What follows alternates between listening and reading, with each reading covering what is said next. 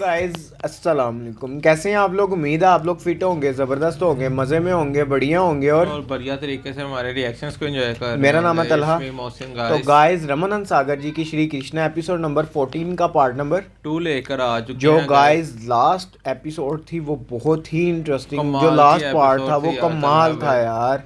कि किस प्रकार कृष्णा जी, लिटिल कृष्णा जी की लीला देखने को मिली। उन्होंने कौवे का भी वध कर दिया, वो जो भेजा था राक्षस, बिल्कुल। और उसके बाद जो इनविजिबल मैन उसको आप हाँ कहें, जी जिसका नाम था उत्तक्ष, कुछ इस तरह का नाम था, बिल्कुल। उसको उसका भी वध कर दिया। टुकड़े कर कर नदी में जाके गिरे और उसके उसके बाद। बाद मोहसिन भैया आपने देखा कि किस प्रकार जो माता थी यशोदा माँ वो वो बेबीत हो गई थी ना कि हमारे लल्ला उन पर इतने संकट क्यों आए रहते क्यों हैं आए भाई। रहते क्या हैं, इधर कोई भूत प्रेत है जिसकी वजह से कोई ना कोई वो उनको संकट आया लेकर ही ऋषि रहता। जी के पास गई। बिल्कुल। तो तब ऋषि जी ने फिर उनके साथ बात स्टार्ट की। उन्होंने बताया कि ऐसी कोई बात नहीं है, ये कोई साधारण बालक नहीं है। वो नहीं है, और तो अगर आप कहती हैं तो मैं इन्हीं की पूजा कर लेता हूँ। हूँ यार, ये बड़े बहुत कमाल और तो स्वीट गाइस आप मोमेंट्स थे। देखते हैं कि आगे क्या होने जा रहा है। देखने के आगे लिए कौन सी चलते लीला हैं देखने को वीडियो की मिलने तरफ वाली और है? देते हैं reaction. Let's see what happen next. विराजो अधिपुरुषः। आहा। और कृष्णा जी और राधा जी देख भी रहे थे। वो देखो। कहते हैं जिसके भाग्य उदय होते हैं उसी को आपके द्वारा मृत्यु की प्राप्ति होती है, क्योंकि आपके हाथों मरने वाले को तो परम गति प्राप्त होती ही है। उस क्रूर दैत्य उत्कच ने ऐसा कौन सा पुण्य कर्म किया था जिसके कारण उसने आपके श्री चरणों में मृत्यु पाई? हाँ। उसने कोई पुण्य कर्म नहीं किया था। तो फिर हमने तो अपने परम भक्त महर्षि लोमश की वाणी को सत्य करने के लिए ही उसका उद्धार किया था। वो कैसे? चाक्षुष मनवंतर में जिन दैत्यराज हिरण्याक्ष का उद्धार करने और पृथ्वी को समुद्र से निकालने के लिए हमने वारा रूप धारण किया था, हाँ। ये उत्कच उसी हिरण्याक्ष का बड़ा लाडला पुत्र था। अच्छा अच्छा अच्छा अच्छा अच्छा। उसे अपनी विशाल देह पर बड़ा अभिमान था और ऋषियों के आश्रमों में बड़ा उत्पात मचाया करता था।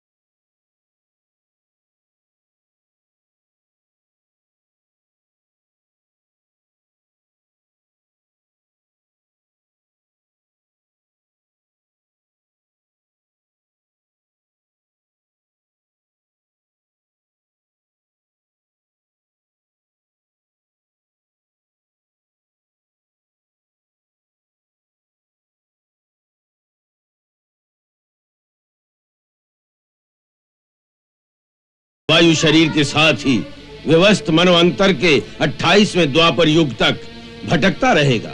उस समय स्वयं भगवान श्री कृष्ण के चरण स्पर्श से तेरा पूर्ण उद्धार हो जाएगा। हाँ। राधे, हमारी अपनी आन रहे न रहे, परंतु एक भक्त का वचन हम कभी झूठा नहीं कर सकते। सो एक भक्त का दिया हुआ वचन तो हमें पूरा करना ही था। प्रभु, आपकी लीला आप ही जाने।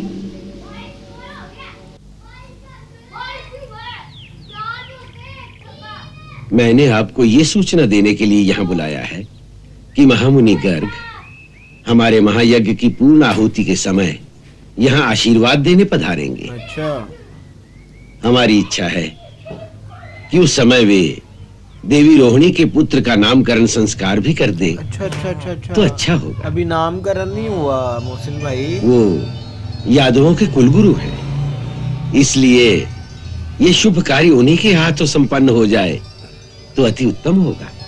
बहुत ही सुंदर योजना है गुरुदेव। इससे रोहिणी भाभी बहुत प्रसन्न होंगी। हमारे मन में एक और संकल्प भी आ रहा है। क्या गुरुदेव? आप तो जानते हैं कि इस धरती पर महामुनि गर्ग से बड़ा कोई ऋषि नहीं। वो स्वयं भगवान शंकर के शिष्य और ब्रह्मवेताओं में सर्वश्रेष्ठ हैं। भूत और भविष्य का ज्ञान देने वाले ज्योतिष शास्त्र की रचना भी उन्होंने ही की है। वो हमारे लिए भी भगवान की भांति ही पूजनीय है। हम समझते हैं कि इस संयोग का लाभ उठाकर यदि आपके बालक का नामकरण संस्कार भी ऐसी दिव्य विभूति के हाथों संपन्न हो जाए तो बड़ा ही शुभ होगा। गुरुदेव, क्या बात है। हम तो आपके ही आश्रित हैं, इसलिए जो कुछ भी आप हमारे लिए सोचेंगे उसमें हमारा कल्याण ही निहित होगा। यदि आपकी ऐसी आज्ञा है तो इसके लिए मैं स्वयं उनसे प्रार्थना करूंगा। अवश्य, और मैं जानता हूं वो इसे स्वीकार भी कर लेंगे।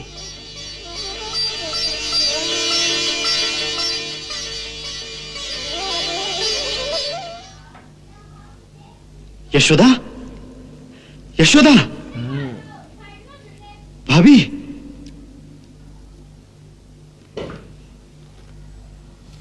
भाभी, बड़ा ही सुखद समाचार है। क्या बात है? बड़े प्रसन्न दिखाई दे रहे हैं। आप तो गुरुदेव से मिलने गए थे ना? हाँ, और उन्होंने ही यह समाचार दिया है कि आपके कुलगुरु महामुनि गर्ग स्वयं गोकुल में पधार रहे हैं। गुरुदेव ने कहा है कि उसी अवसर पर भाभी के पुत्र का नामकरण संस्कार भी उन्हीं के करकमलों से संपन्न करा देंगे। ये तो बहुत ही सुंदर समाचार है नंदराय जी। मैं तो न जाने कब से शुभ घड़ी की प्रतीक्षा कर रही थी। और यशोदा, गुरुदेव ने एक और सुंदर योजना बनाई है। हमारे लल्ला का नामकरण भी? हाँ, गुरुदेव की इच्छा है कि हमारे लल्ला का नामकरण संस्कार भी महामुनि गर्ग के द्वारा ही हो। उनका कहना है कि इस समय संसार में महामुनि गर्ग जैसी दिव्य विभूति दूसरी और कोई नहीं। स्वयं गुरुदेव भी उन्हें अपना पूजनीय मानते हैं। हाँ, उनका कहना है इससे हमारे लल्ला का परम कल्याण होगा। सच? हाँ, इसीलिए वो स्वयं उनसे प्रार्थना करेंगे कि हमारे लल्ला का नामकरण संस्कार उन्हीं के द्वारा हो।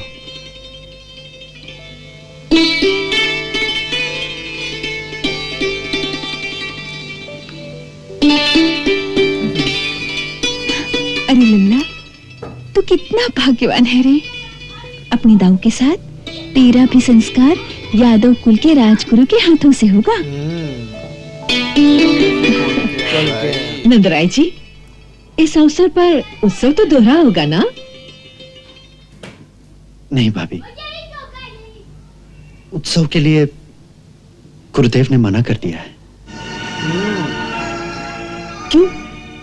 उनकी आज्ञा है कि हमें आपके बालक का यह संस्कार बड़ी गुप्त रीति से करना होगा।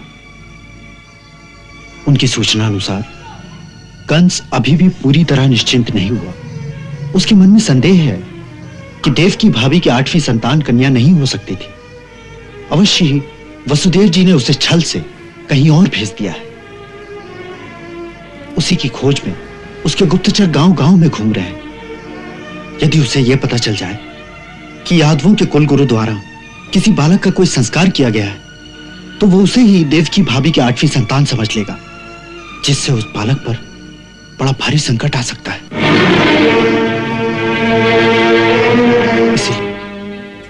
इसीलिए गुरुदेव ने ये योजना बनाई है कि आश्रम की गौशाला में दोनों बालकों का संस्कार गुप्त रीति से करा दिया जाए।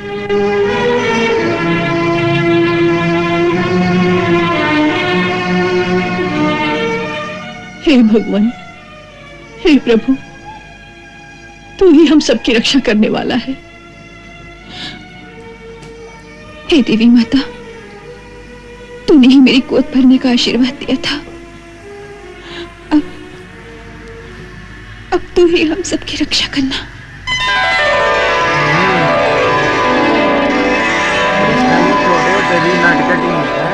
कुमार वसुदेव, जैसा मैंने आपको बताया था, मैंने महर्षि शांडिल्य को संदेशा भेज दिया है।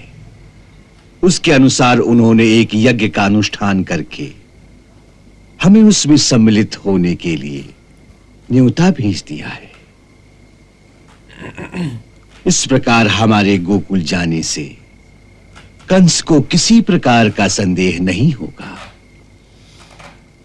और हम आपकी इच्छा अनुसार शास्त्र मर्यादा के अनुरूप ही आपके बालक का नामकरण संस्कार संपन्न कर देंगे। गुरुदेव, ये सब आपकी परम अनुकंपा ही है।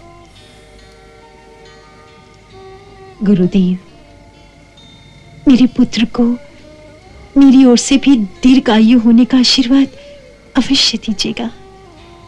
देवी, मनुष्य के लिए दीर्घायु होना ही पर्याप्त नहीं, उसको तो ऐसा आशीर्वाद दो कि उसका जन्म जिस उद्देश्य से हुआ है उसमें वो सफल हो। तो गाइस, यहाँ खत्म हुआ ये पार्ट भी बहुत इंटरेस्टिंग था। आपने देखा मोहसिन भाई के कृष्णा जी का और बलराम जी का नामकरण होने जा रहा है, वो भी यादव के कुल गुरु के हाथों, और वो भी गुप्त रहकर मामा कंस के सैनिक अभी भी मारे हर गांव घूम रहे हैं, क्योंकि वो उसने माना ही सूचना मिले बालक की, वो उधर ही जाकर उस बालक की हत्या कर दे। और आपने क्योंकि मामा कंस अभी तक बुखलाया हुआ कि उसे ये यकीन है कि देवकी जी की 8वीं संतान एक स्त्री, और वो नहीं हो सकती। कुछ ना कुछ छल हुआ है कि या तो वासुदेव जी ने कुछ किया है या फिर उसको और भी अपने सैनिकों पे शक है।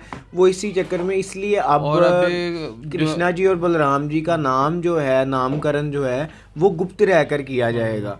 और उसके बाद, उससे पहले आपने देखा कि राधा जी कह रही थी कृष्णा जी से कि आपने उत्कच का कल्याण क्यों किया, उद्धार क्यों किया। फिर उन्होंने फिर बताया कि, और फिर हमें जानने को मिला कि उत्कच इनविजिबल किस वजह से वो एक शराब के कारण हुआ था। अहंकार आ गया था ना, वो भाई पेड़ गिराई जा रहा था, बिल्कुल, और अहंकार आ गया था उसको, शराब के कारण ये सारा कुछ उसका उद्धार हुआ, क्योंकि शराब ने कृष्णा जी के पांव से ही मुक्त होना था।